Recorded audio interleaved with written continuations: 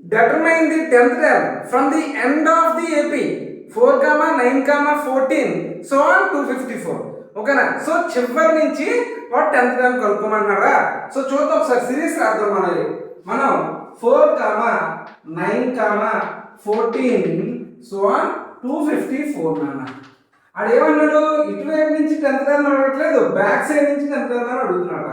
నార్మల్గా ఏం చేద్దామంటే డి వాల్యూ ఏమవుతుందన్న, డి ఈక్వల్ టు 9 - 4 రా, అంటే ఏంట్రా 5, రైట్? అంటే ఇటువైపు నుంచి వచ్చేటప్పుడు మనకి ఏంటి +5 అనేది మనకి డి అయితే, అంటే కామన్ డిఫరెన్స్ అయితే, మరి ఇటువైపు నుంచి తీసుకుంటే ఏమవ్వాలరా, మైనస్ అవ్వాలి. ఎందుకంటే ఇటువైపు యాడ్ చేసుకుంటూ వెళ్తే మనం ఇటువైపు నుంచి చూసేది ఏమవుతుంది, మైనస్ చేస్తూ రావాలి.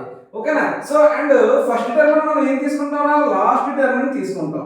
అంటే A equal to 254 and D equal to ఏమవుతుందన్న, ఇటువైపు నుంచి ప్లస్ చేసుకుంటున్నాం, ఇటువైపు మైనస్ కనుక -5 అవుతుందన్న.